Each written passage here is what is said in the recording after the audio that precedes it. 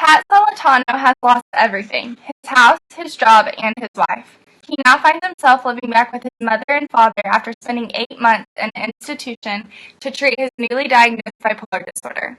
In these video clips, we will show you Patrick's different behaviors manifested by his bipolar disorder and discuss the interventions to help with these behaviors. In this first clip, Patrick is meeting with his therapist and discussing the incident that caused him to be institutionalized. Patrick talks about catching his wife cheating with a coworker and how he almost beats the man to death. Then the therapist digs deeper and we find out the different behaviors that Patrick exhibits that can correlate with the bipolar disorder. And you know what he says to me? You should probably go. That's what he says to me. So yeah, I snapped. I almost beat him to death. But then I get fucking chastised for it. I bet I'm parallel to my father. I don't think so. All right. Can you talk about something that you did before or after? Yeah, about a week before the incident, I called the cops, and I told them that my wife and the history guy were plotting against me by embezzling money from the local high school, which wasn't true. It was a delusion. And we later found out from the hospital that's because I'm, Undiagnosed bipolar. yeah, with mood swings and weird thinking brought on by severe stress, which rarely happens, thank God. And then the shower incident happened, and that's when everything snapped, so I then realized that, oh wow, I've been dealing with this my whole life. And without any supervision, I've been doing it all on my own, with no help, and, Bipolar disorders are chronic, recurrent, and life-threatening and requires close monitoring. It often goes undiagnosed for many years before getting proper treatment. With Pat, this seems to be the case, as he describes that he has been living undiagnosed for all these years. Pat, along with many other people suffering from bipolar disorder, go through episodes. One side is mania and the other is depression. Pat's episode of mania was triggered by his wife cheating on him. Oftentimes, severe stress does trigger this state, causing Pat to beat the man and be institutionalized. Delusions are very common in the manic state as well, forcing people to believe they are out to get them, or in Pat's situation, that they were part of an embezzlement scheme. In this next scene, watch as Pat exhibits flight of ideas and inappropriate questions when meeting Tiffany at the dinner party.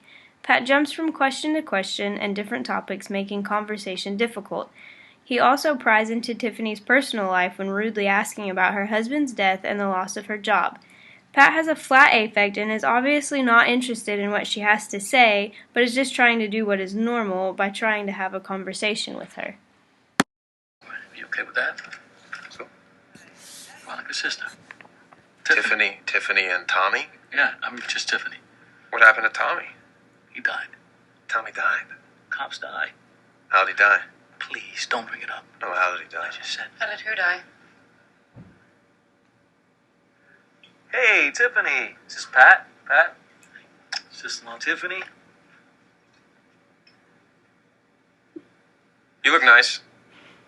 Thank you. I'm not flirting with you. Oh, I didn't think you were. I just see that you made an effort, and I'm going to be better with my wife. I'm working on that. I want to acknowledge her beauty. I never used to do that. I'm going to do that now, because we're going to be better than ever, Nikki. Just practicing. How'd Tommy die? What about your job? I just got fired, actually. Oh, really? How? I mean, I'm sorry. How'd that happen?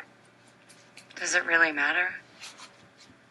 Baby, how's it going? Great, great. Oh, baby, come and show me the house, please. The whole house? The whole house. Yeah. I think it'll be fun. We're gonna go on a tour now. In the next scene, the state Pat is in would fall under the acute mania stage, which is commonly marked by hyperactivity. With bipolar disorder, people can become demanding, have short-lived periods of rage, and have poor judgments. They tend to be restless and experience insomnia. Chaotic outbursts can also occur along with assaultive behavior. Watch as Pat exhibits all of these behaviors when he is unable to find his wedding video.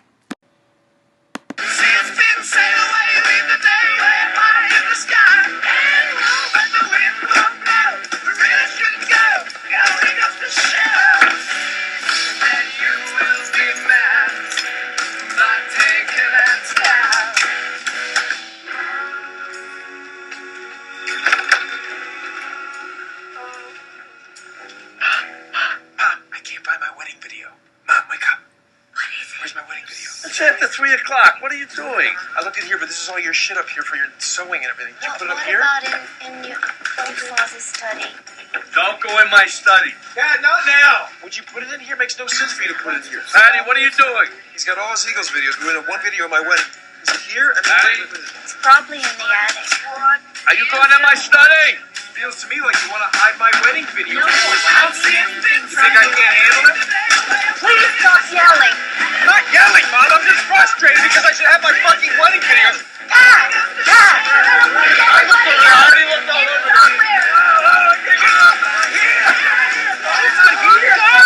I'm not calming down. I don't give a fuck who here. I'm not calming down. Anybody can wake up. I'm not ashamed of it. I'm not ashamed of it. Let the whole neighborhood wake up. I don't care. Stop it! Stop it! No, Mom. What's going on? Come on down! What?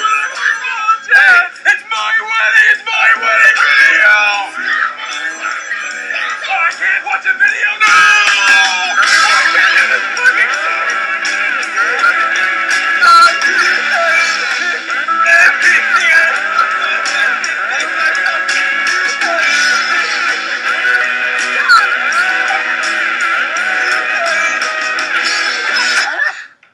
Mom, what the fuck are you doing? You fucking no. Get off me, girl. I'm not doing anything. I'm not hitting it. He's hitting it. I'm sorry. As we can see in these clips, communicating with a patient who is manic may be challenging. We have listed some effective approaches for communicating with a person experiencing mania in bipolar disorder below.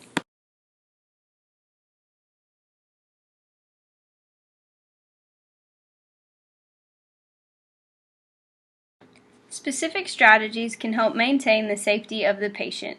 Continually set limits in a firm, non-threatening manner and a neutral manner to prevent further escalation of these behaviors and to provide safe boundaries for everyone involved.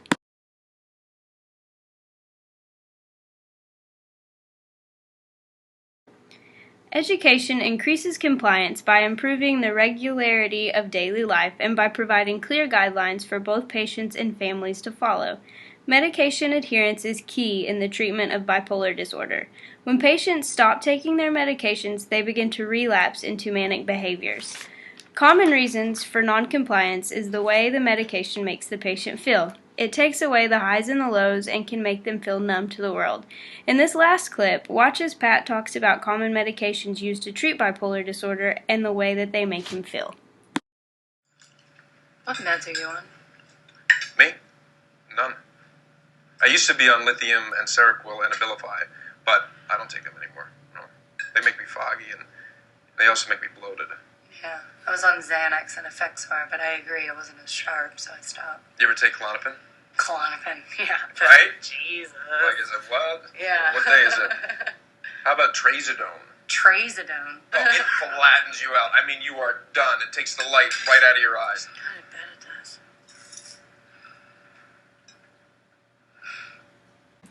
As you can see, bipolar disorder is a complex and lifelong disorder that affects not only the patient, but also the family and people involved.